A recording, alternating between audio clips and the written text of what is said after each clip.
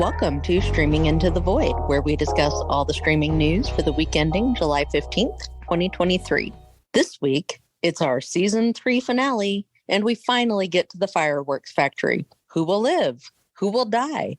Will Netflix renew us for Season 4? Can't wait for Season 4, Episode 1. That was Reagan in the shower the whole time. Wait a minute. Netflix never renews anything for Season 4. Uh-oh. I'm Kim Hollis, digital advertising guru and owner of the Haunted Mansion bride doll that sold out in hours. Its eyes follow me everywhere in the house. I love her. With me are Tim Brady, content creator, gamer, and Emmy nominee. Congrats. Oh, thanks. Wait, I'm being handed a note. There is no actual Emmy Award for Best Supporting Podcaster. So wait, what the heck? Boo. Oh, man. Maybe next time. Mm-hmm. Also, David Mumpower, author of Behind the Ride, streaming media analyst, and someone who has seen 10 movies in the theater this year. I don't want to say it's bad out there, but Regal just sent me a random free ticket this afternoon. That's a real thing that happened. Just please, somebody go to a theater. And the podcast is produced and edited by Raul Burial, who's mourning the loss of an old friend. I'm really going to miss Hollywood. Aren't we all? David, what's happening with the strike? Well, it's strikes plural now. SAG-AFTRA resisted a staggering amount of pressure from their corporate overlords and, weirdly, Hollywood agents and directors, and held out for a better deal. And a better deal, Raul, that just means basically slightly less than inflation, right? As we all know, inflation has hit us hard over the last couple of years, something like 6% 2 years ago, 7% last year combined. I can do the math. 6 plus 7, that's 13%. The union asked for about 15% increase on their base rate, and eventually they negotiated it down to about 11%. No, the studios offered 5%. And even worse, the actors themselves were offering themselves a pay cut because the instant they negotiated down to 11, they were just saying, fine, we won't keep up with the price of inflation. We'll just go ahead and take less if that's what it takes to get a deal. And the other side still said no. It is really bad out there right now. I mean, everything got worse at the last possible moment when the Alliance of Motion Picture and Television Producers inexplicably but intentionally leaked a story to Deadline about their plan. And it was the kind of plan the villain usually says while laughing and twirling their mustache just before James Bond kills them and then sleeps with the world's hottest nuclear scientist. They wanted the writers to know. They wanted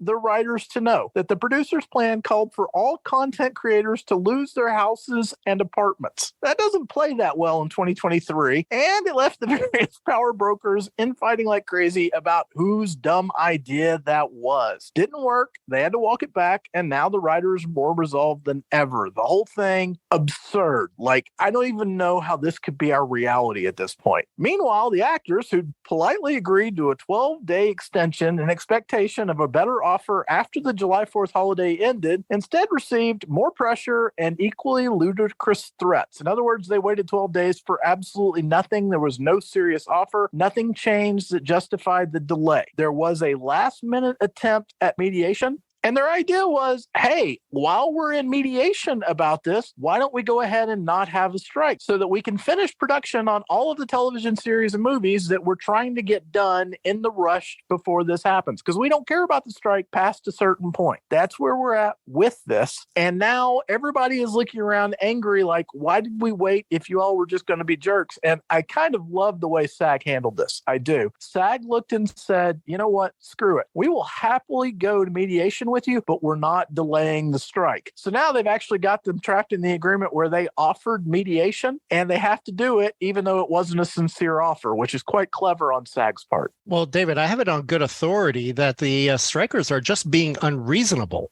Yeah, I guess we should talk about Bob Iger, huh? Or as I'm calling him this week, David Zaslav. Do we want to do that? Does he want to be David Zaslav? Because we can make him David Zaslav. We keep saying never go full Zaslav, and this last, 24, 48 hours, Bob Iger went full Zaslav. Yeah, so Bob Iger went to the place that has a lot of Disney history. It is the place where Michael Eisner once agreed to buy Capital Cities and ABC along with it and ESPN. Yeah, that's right. The Sun Valley Resort in Idaho. This is the annual billionaires retreat where rich people go to make their deals. That's right. The man is at a billionaire retreat, presumably smoking the world's most expensive cigars, sipping the world's finest champagne, and oh, by the way, in between slight small nibbles of caviar, most of which he'll throw in the trash because it's not quite up to his standards, he talked about the poor, specifically the actors and writers who are being so very disruptive. His word, not mine, and wanted to actually earn a fair living wage. Can you imagine the audacity of these people? Folks, that's one of the most polished Hollywood suits ever. Bob Iger saying the quiet part loud. This week has made no sense whatsoever because smart people are acting like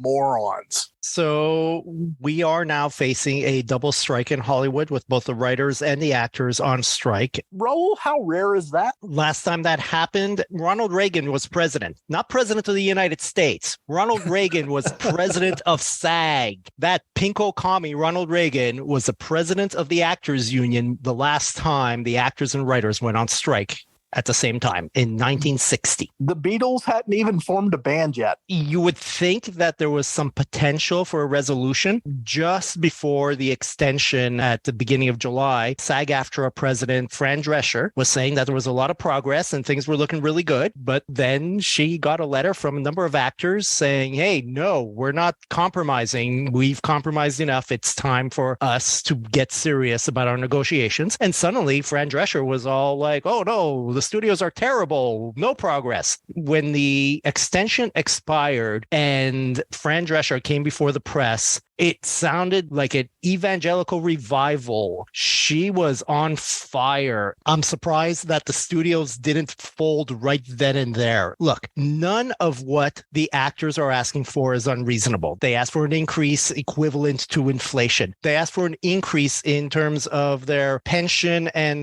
retirement benefits equal to inflation. They're asking that they not be recorded and then used through AI so that they never get another job again. And they asked, okay, this one's a little funny, but they asked for a bonus for when their shows were a hit on streaming. I've often argued that that really doesn't make sense in streaming. You get paid whether your show is a hit or not on streaming, which is more than you would expect in the old linear days when if your show's a bomb, then your show gets canceled and then you don't get any more money. Now you still get money even though your show is a bomb, but they're saying, no, but I want more money if my show is a hit. I actually have a counterpoint to that. There is a fantastic article in the New Yorker about Orange is the New Black, which is one of the early streaming series, and the many performers from that show and how very little money they have received as a result of having been on that show. We're talking about residual checks where they will get 40 cents and 60 cents. We're not talking about $40 even, cents. We are talking about people who went to be on that show because they thought it was a great opportunity and it cost them money to be on that show. We're talking about people who get recognized on the street. People know them and come up to them and think they must be very wealthy and they might be working a job in a restaurant. So yes, the primary couple of performers in the show probably are making good money.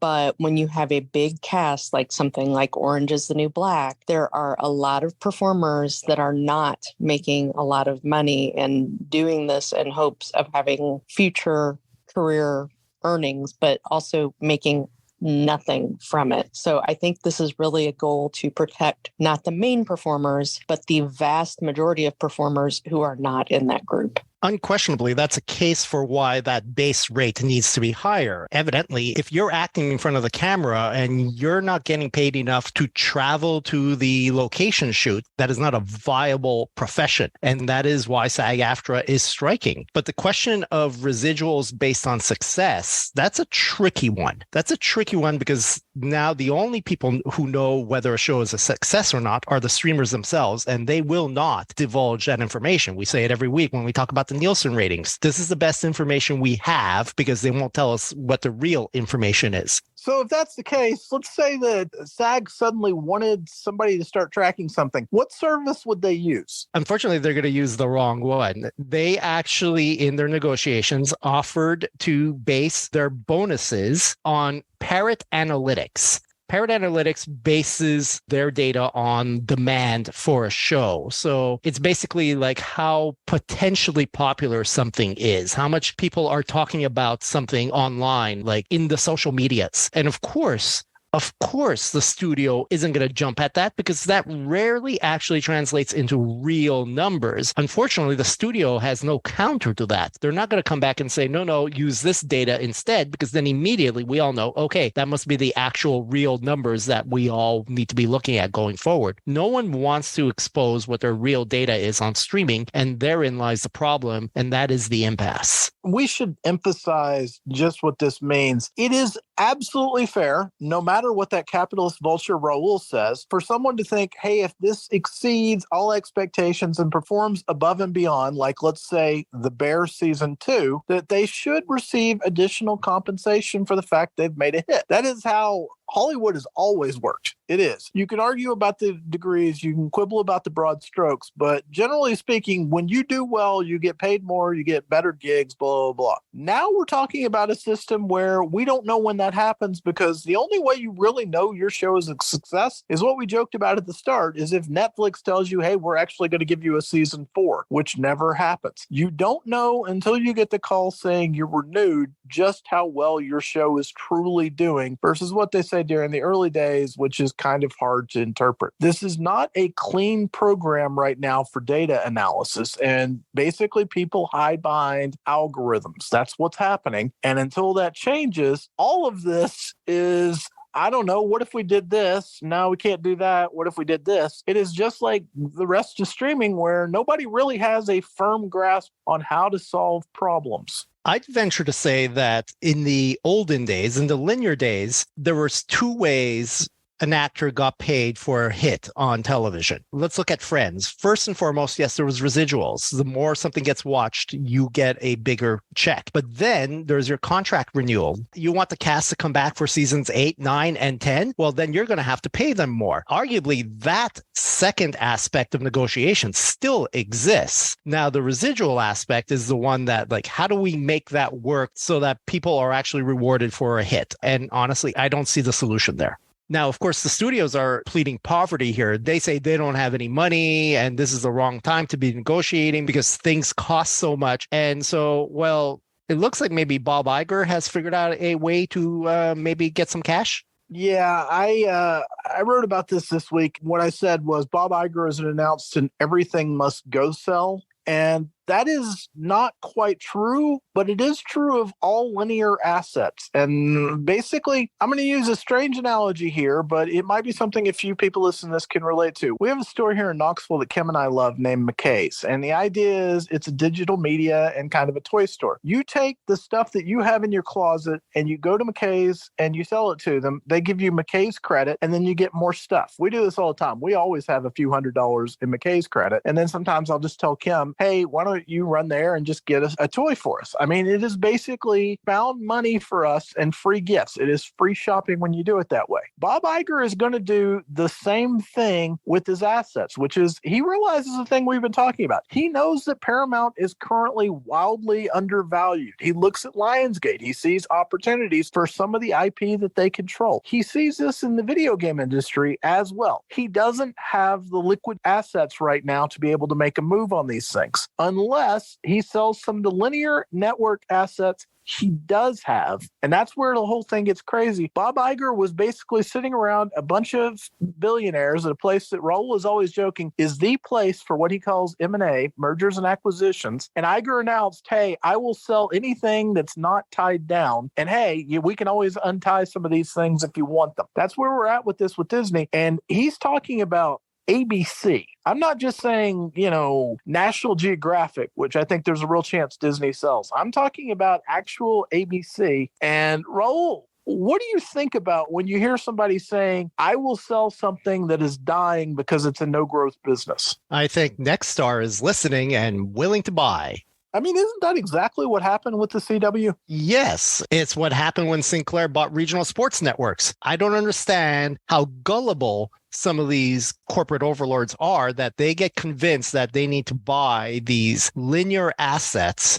I've gone on at length in the past about this, but essentially we are in the same era now as we were when radio was dying and the networks were transitioning to television. We used to have an ABC radio and CBS radio and NBC radio, and they saw that the future was television. And so they launched television networks and eventually they sold off their radio assets. Now they know that the future is streaming. And so they're selling off their TV assets. It's not going to be long before ABC is irrelevant and NBC is irrelevant and CBS is irrelevant. Now, whether Disney could get something for ABC before it totally collapses or not is a simple question of how good of a negotiator is Bob Iger. And then we have something I call the Elon Musk desperation factor, wherein some people are rich and needy enough that they will spend, let's say, I don't know, a random figure, $44 billion for something that will do nothing but assuage their massive ego and do something to help them with their horrible insecurities. So that's what Iger is hoping for, is that somebody with ridiculously deep pockets will actually come in and make an offer that is absolutely indefensible mathematically, and thereby Iger can take that for stuff he no longer wants and turn around and go shopping for something that he knows is undervalued. And right now, Raul, that's a lot of the stuff we've been talking about on this podcast, isn't it? Yeah, there's a lot on the table here. Of course, AMC networks may be for sale. Lionsgate may be for sale. We've talked about Candle Media as an option. We think Paramount is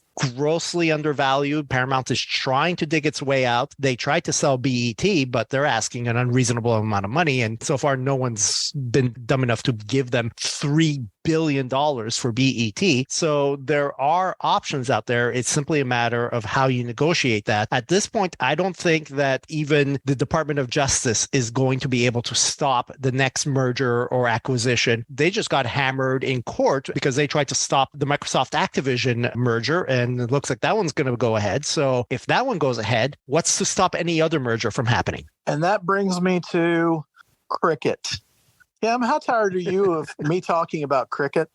I'm very tired of hearing about cricket and Star. Yeah. So here's what happened that was underreported at the time, but is turning out to be one of the most important Disney stories of the 21st century. No joke. Last year, Disney wanted to renew its streaming rights for IPL cricket. These are the rights it acquired as part of the Fox assets in 2019. Disney found themselves in a wild situation where the richest man in Asia, no joke, the richest man in Asia had the kind of money where he could say, you know what, I want this for my growing business. And so he spent $2.9 billion for an asset he knew he was never going to be able to monetize. This is what we're talking about a lot right now. This is the trouble companies like Disney face, where they do not have that kind of money that some people do. That guy has already admitted he's going to lose $1.7 billion out of the $2.9 billion investment he made. He got the rights to cricket that Disney wanted, and then Disney, God help them, threw good money after bad when they went ahead and spent $3 billion on the cricket broadcast rights in India, which they still valued enough for that level. But what they realized was they cannot compete with deep pockets long term. So now Disney is thinking, I'm going to sell part of ESPN, and that's where the whole thing gets wild. Disney is already doing the math for 5 years from now, for 10 years from now, and they realize they cannot win an arms race for sports negotiating rights because it goes up every time, even though it makes no sense that it goes up every time. So Disney is looking for somebody with deep pockets, like, say, the American equivalent of the richest man in Asia, which would be a cell phone service here in the States that is willing to invest just so they can have ESPN broadcast on their phones all the time as an asset. Or Apple could do that for Apple TV Plus. This is the dumbest thing on the planet that you'd have to consider.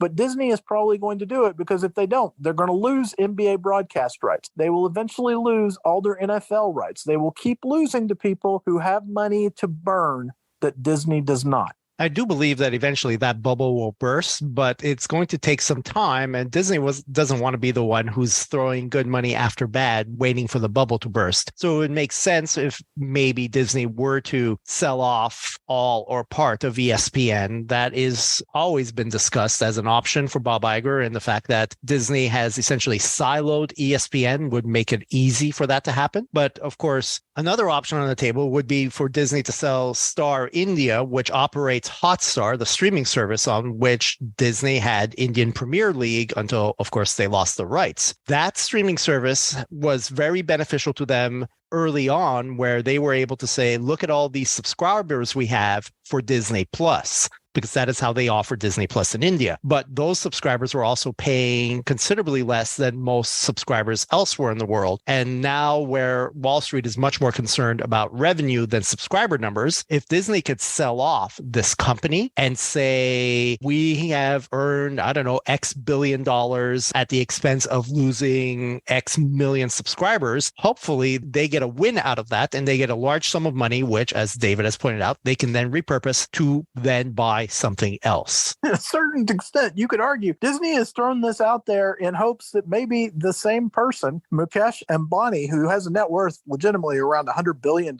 will come back and go, you know what? I've already got this half of the cricket rights. I might as well get the other half of the cricket rights, and then I will be Mr. IPL Cricket. This is the type of nonsense you're having to do, and it is taking us back to the era where basically you had patrons, except in this case, the patrons are talking to small corporations because they're as powerful, if not more powerful, than corporations like Disney. Legitimately, what we're describing, this is late-stage capitalism defined. That term gets thrown around way, way, way too much, but this really is that one person could have a valuation of $100 billion, where companies like Disney and Netflix can be, 160 to 190 billion. It's wild. And that's what Disney is thinking here. And if they could get, let's say, a factor of 6 more than the revenue of Star India, or a factor of 8 more, we're talking about $9 to $12 billion that Disney puts in the coffers. And let's be honest, their attempt to expand into India's marketplace, Raul, it's been a failure, hasn't it? It was kind of like a backdoor attempt to enter into the market. I am not ruling out that Disney can come back into India and launch or relaunch Disney Plus there. They just didn't do it the way they should have in that market. And that's exactly right. So if Disney can get, let's just use the total right now of $10 billion for Star India right now, they can always try again later. And right now they can turn around and use that $10 billion to get a better asset in the short term, like Paramount, like Lionsgate, something like that helps them so much more in the short term, and also consolidates and removes one potential competitor from the streaming marketplace, which is another asset to Disney. In the meantime, of course, Disney has been trying to insulate itself from the consequences of any potential strike. And I think it speaks to how long ago they knew this strike was going to happen, because one of the things that Disney's going to do is they announced that over 20 new Asian originals are going to premiere on Disney Plus in the second half of 2023. That includes some of the content that we told you about months ago, starring the members of K-pop band BTS. That is Disney continuing to pump new content into Disney Plus, even in spite of the strike. Now, would they have made that deal with BTS months ago if they didn't know that there was going to be a potential strike? I'd wager to say that Disney knew exactly what they were doing back then. And they also are padding their coffers by licensing out their shows. Now, what I've been telling you all along is that it makes sense to have a streaming service for you to have all your shows on it so that people know that this is where you're supposed to go to watch. For Disney, it would be The Simpsons. You go to Disney Plus to watch The Simpsons. Now, Disney has realized that, yes, you can be that, but you can also, at the same time, license your shows out to other people. Channel 4 in the UK has just licensed a slew of content from Disney for their new streaming service. Shows that include The X-Files and Alias. Now, Disney's going to be like, yeah, so long as we get to keep those shows on Disney Plus, we'll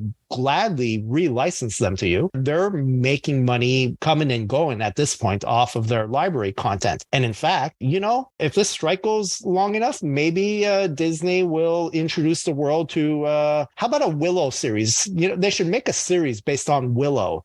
Oh, no. That's totally going to happen, isn't it? One of the shows that they've killed, it's going to come back to life and they're going to present it as new, aren't they? Well, if it's on your homepage, Netflix has proven people will believe it's new. Doesn't matter how old it is. This is the Futurama meme come to life of I don't want to live on this planet anymore. There is a scenario out there, wildly unlikely because of the tax implications, but there is a scenario out there that at some point, David Zaslav turns around and supports the release of Batgirl and it becomes launch content. The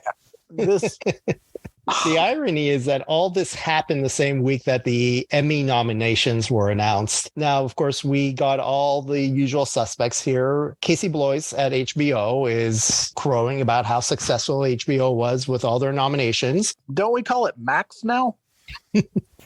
Let's not get into that. Another big winner in the Emmy nominee category was Amazon Studios, which, of course, got nominations with shows like The Marvelous Mrs. Maisel. And I think Tim deserves an award for this one, Jury Duty. 3 nominations. Congratulations.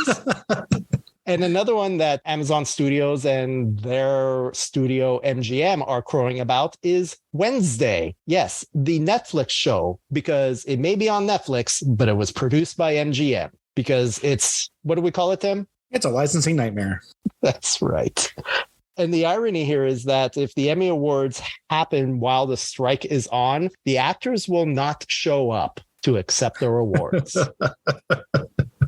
And I'd like to throw in the fact that the Pink Ladies Grease prequel that was banished into the ether, it got Emmy nominations. It legitimately got Emmy nominations, which makes me wonder, how does that even work? They can't acknowledge the fact that this thing even exists at this point. Yeah, it's a very minor award. I was double checking that it was actually nominated, and it's for something like 2 nominations for like choreography in a TV series or something like that. Yeah, it is an Emmy award-winning show that you cannot watch at all. Anywhere, ever. Until Paramount Plus is desperate enough for content for them to reintroduce it. I feel like if you took us back 3 years and we played that version of ourselves, the podcast from today, we would have said we're shutting down the podcast right now and we are never talking about media ever again. Oh boy, it's been quite a week. Tim, can we talk about something happy? Can we talk about box office? Is it happy? I guess. I don't know. It used to be. It used to be, yes. It used to bring us joy. Now, hand wavy motion.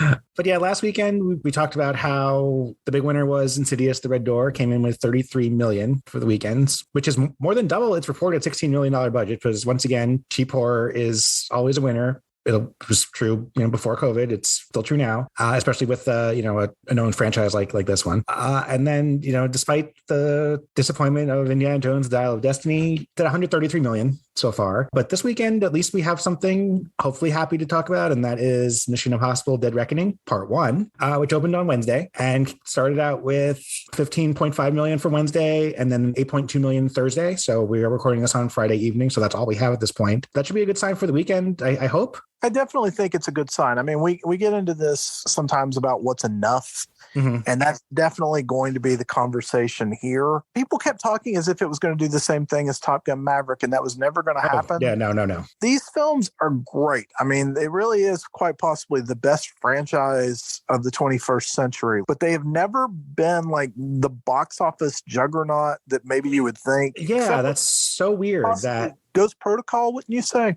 Yeah, it almost felt like a reboot when they brought that one back, even though you love 3, when they brought it back in 2011 with Ghost Protocol in December 2011 and, had a small opening because it's December, but then turned out to be 210 million domestically, almost 700 million worldwide. And that opened the door for, Rogue Nation and Fallout, which also did 195 and 220 respectively domestically, which is fine. You feel like they should be bigger because these movies have been such of high quality of the last 10 years. But yeah, no, that you are surprised at how little they've earned. So this is fine. This one has a much higher budget. And of course, they filmed them concurrently. The next one will be out the end of June next year. So yeah, this is a good start. I hope it leads into a strong weekend. But yeah, you would be surprised at how not excessively blockbustery these movies are, even though they're some of the best movies in the last 10 years. The box office is good, and it is definitely very, very profitable. But you look at this compared to the Fast and the Furious franchise, and you just can't help but wonder, do we even live in a just world when Fast and the Furious is doing this much better than it's possible? You know? Well, we might have put the nail in that franchise with Fast X, which didn't even get to 150 million. So maybe, I would certainly expect Mission Impossible to make at least 200 million. Let's say it does 650 to 700 million. Mm-hmm. Is that a good enough result for this in your estimation? Yeah, absolutely. It's in line with the other ones in the franchise. Not everything can be Top Gun Maverick. Not everything can be No Way Home. This is fun. In this day and age, I actually think that would be exemplary. Mm-hmm. All things considered, but it doesn't seem like people perform the analysis based on what's happening now, but rather based on what was happening 5 years ago. In that scenario, it's not going to look as good on Sunday. It's not the same environment anymore, and it is hard to accept that, but we need to face that. And we've had outliers, like I said, with Maverick, No Way Home. Heck, I'll throw Super Mario Brothers in there, but yeah, it's not everything's going to be 500 million plus blockbusters anymore. It's like the stock market. You can't expect exponential growth anymore. That's a good comparison, because it kind of makes you realize you cannot expect everything to come out to be Amazon or Google. And that same logic applies here. If you're saying, hey, well, if Maverick can do it and Super Mario Brothers can do it, everything can do it. No, those are just flukes. Let's call them what they are. Absolute flukes in the modern era. Yeah, we honestly didn't think we'd ever see anything like that again. And then, we were proven wrong, but they are still very much the exception rather than the rule. All right, Tim, now that we've talked about Tom Cruise a bit, let's move into the ratings. Okay, and hopefully we can talk more about Tom Cruise next weekend. We have the Nielsen streaming ratings for Monday, June 12th to Sunday, June 18th, 2023. I don't know how to describe this week. There's some decent numbers, some new shows we have not seen before, a pretty impressive debut, but let's see what we've got. The top show overall and topping the originals list is Black Mirror from Netflix, 1.3 billion minutes for 27 total episodes. We have never talked about this show on the ratings before because the previous season was in 2019, in basically the before times. We have the sixth season of 5 new episodes dropped on June 15th for this anthology horror series. And so there's now 27 total episodes, counting the Christmas special they made, but not counting Bandersnatch, because I believe that's considered a movie. I kind of expected to see it here. It's just something that we hadn't come across before because there hadn't been a new season as long as we've been doing this podcast till now. This is just a 3-day number, so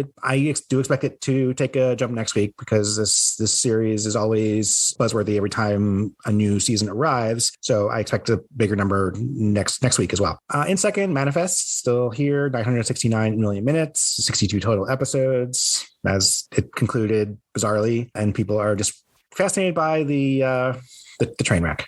Never Have I Ever returned last week, 832 million minutes for 40 total episodes in third. Ted Lasso sliding down the list as it's completed, 529 million minutes, 34 episodes. Fubar, a previous winner, 503 million minutes for 8 episodes. In fifth, something new in sixth, The Surrogacy, 496 million minutes for 24 episodes. We did talk about it on What's New That Week. It's a Mexican series, and it was kind of, depressing. But I did not expect it just to see it here. But again, the foreign language, so especially shows in Spanish, have tremendous pull on Netflix. So yep, here it is with a pretty decent number. Well, Lord knows if you've got a depressing show on Netflix, people want to watch it. Apparently, yeah, geez. But we do have something new in seventh from Paramount Plus, Star Trek Strange New Worlds, 338 million minutes for 11 episodes. This is just because the premiere of season 2. Just one new episode arrived on 15th, the second season premiere, and that was enough to get it here. So good job, Paramount Plus. It's actually released weekly, and there'll be 10 total episodes, so we might see this one hang around for a few weeks if it made it here with just a series premiere. Living up to its moniker as the Star Trek Network. Absolutely. So that time, not the first Paramount Plus show we've seen make the originals. We saw Picard because, of course, it is the Star Trek Network. But yeah, always good to see something new here. In eighth, Tex-Mex Motors, 312 million minutes for 8 episodes. Another Netflix reality series. Sure, why not? They restore some cars, and people can't get enough of that. I don't get it, but you do you. Returning in ninth, Gabby's Dollhouse, 280 million minutes, 51 episodes. This is like the original's equivalent of Cocomelon. I guess it's just always there, and then it just services from time to time during when the bottom of the list hits the lower numbers, it pops its head back up. And I have no other explanation for this show. Originals wraps up with Arnold, the 3-episode docuseries about Arnold Schwarzenegger, 278 million minutes in 10th. Movies still led by Avatar: The Way of Water, but down from last week, just a little over 1 billion minutes. That's actually surprising to me that it dropped in the second week. Yeah, last week when you were talking about it, I thought you were being more pessimistic than you needed to be. I figured it would kind of hover at, let's say, 90% of the range. Mm-hmm. But you were way right, and I was way wrong on this. This is a very significant drop. Yeah, I'm actually surprised by the size of it, to be honest. But it's still enough to edge out the movie in second, which is something new from Netflix, Extraction 2. Also just over 1 billion minutes, 1,230,000 essentially. Nice. Yeah, this is just a 3-day number, actually, that arrived on June 16th. Netflix has one of their bigger franchises with this one, the Chris Hemsworth action movie. Yeah, I expect that one will go up. Yeah, this one should be the top movie next week, unless I'm missing something, but I don't think I am. Most of the rest of the list we have seen before. In third, from Disney Plus and Hulu, Flamin' Hot, 318 million minutes. So we immediately dropped from 1 billion to 300 million. So yeah, it's another mediocre week in movies. The Boss Baby, 272 million minutes. Angry Birds movie, 230 million minutes. Also Moana returning in sixth from Disney Plus, 230 million minutes. Creed 3 from Prime Video, 222 million minutes. The original Extraction returns in eighth, 216 million minutes. So yeah, makes sense. People wanted to go back to the first one, which was definitely a hit for Netflix. So yeah, I'm totally okay with that. Encanto from Disney Plus in ninth, 168 million minutes. And in 10th, also from Disney Plus, Ant-Man and the Wasp, Quantumania, 156 million minutes. So yeah, we are bottom of the barrel on the movies list this week. Yeesh. Acquired is 10 shows we've seen before, still led by SWAT, another 1.2 billion minutes for its 128 episodes spread out among Hulu, Netflix, and Paramount Plus. But we know most of that is Netflix because duh.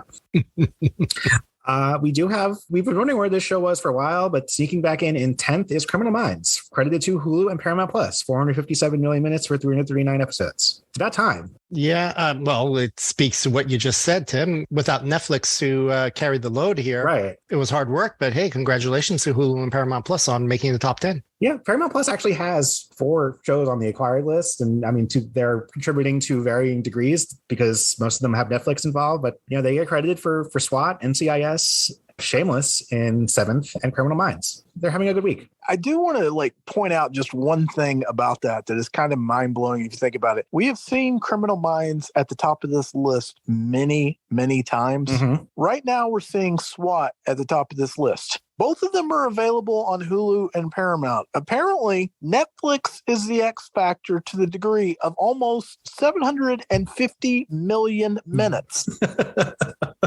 If we're ever looking for a demonstration of how much having it on Netflix matters, this is it. This really is. Yeah, and even the difference between Criminal Minds and NCIS in second, which is Netflix and Paramount Plus, is 250 million minutes. So yeah, Netflix is obviously the vast majority of these ratings. That's mostly because of how Nielsen calculates it, but we know, Netflix is the 900-pound gorilla among the streamers compared to everyone else. Because of course, where the hell is The Office? I mean, it's on Peacock, but we have never seen it on these ratings ever since it left Netflix.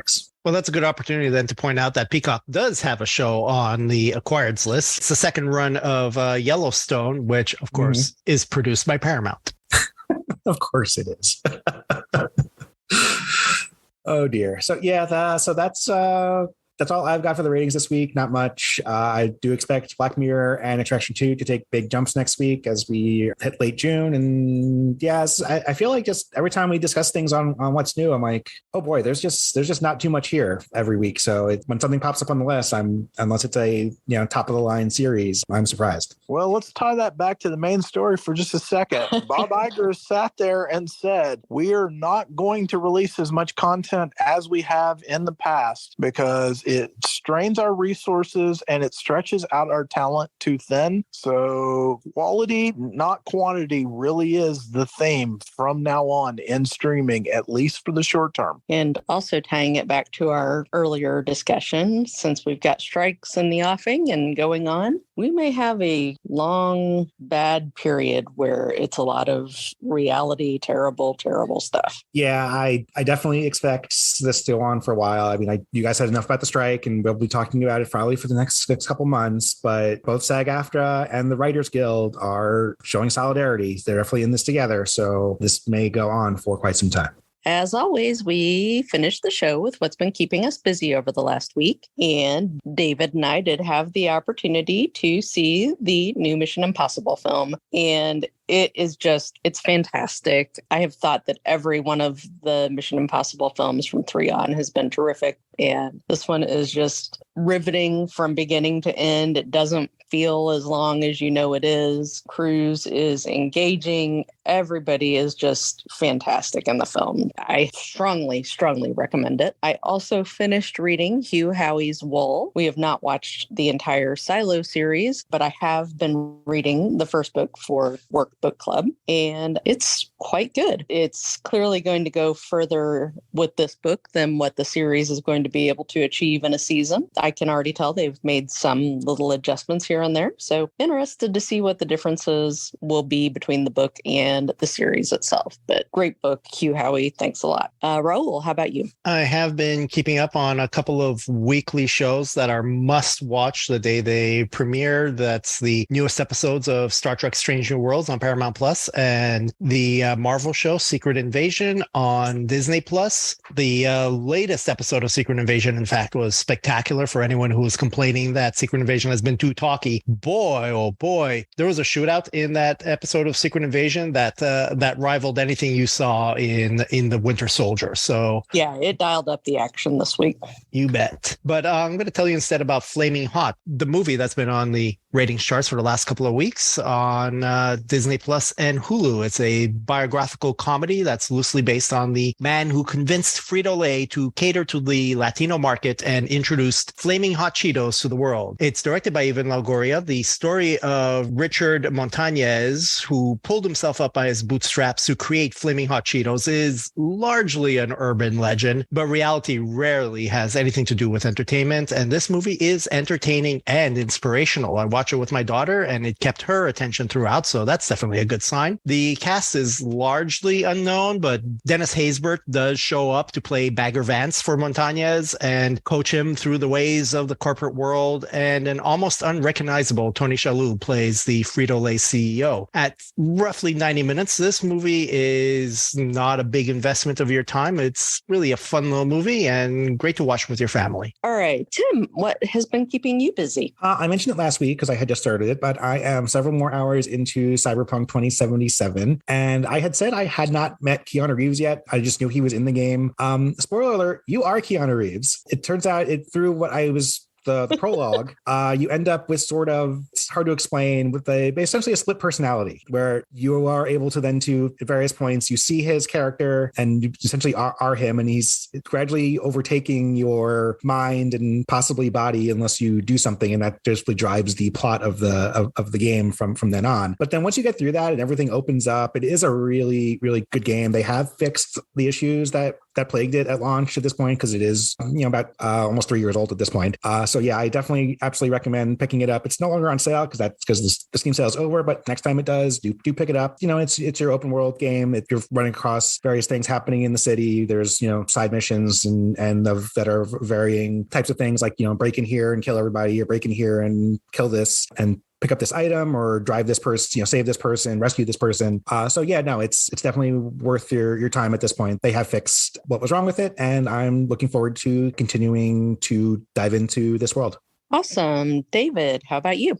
There was a funny moment in MI7 where I noticed Kim sit up in her seat and she was like hinting her fingers excitedly, and I was trying to figure out what she was doing, and I realized she anticipated the big stunt that everybody knows about is coming. And I'm so engaged with the movie, I'm not thinking about it. And she's just like, oh, it's going to be soon. It's going to be soon. It's going to be soon. And then she was all but like literally leaping out of her seat with joy when it happened. So I can confirm she was just wildly crazy about it. There were a couple of things, one of which, if you know me, would be obvious, I did not like about the film, which is not something really I say about Mission Impossible films, at least not since, John Woo quit directing them. I understand the reason for it, and I suspect it was like there wasn't a choice involved, but I still wasn't crazy about it. And I felt the length a little bit more than Kim did, but I would put it on a par with Fallout, which means I don't like it as much as 3, 4, or 5, but Fallout's still a solid A for me. It's in A+ range, somewhere in there. So it's, the 4th or 5th best Mission Impossible movie is still one of the best action films you'll ever see. That's where I am with this. Highly recommended. And it's remarkable when you remember Tom Cruise's career was in tatters. I mean, after he jumped on Oprah Winfrey's couch, nobody believed he would ever get it back again. And now he really is just the pinnacle. And I had the thought midway through the film, they either need to get Keanu Reeves in a Mission Impossible film or Tom Cruise in a John Wick film. That needs to happen so we can settle the score once and for all. Thank you for listening to Streaming Into the Void. Please consider subscribing via Apple Podcasts, Google Podcasts, or wherever you listen to podcasts. And we welcome your feedback. Remember that we're on social media at Streaming Void and online at streamingvoid.com. If you like what you're hearing, please consider becoming a supporter on Patreon at patreon.com/streamingvoid. Be sure to watch for us again next week.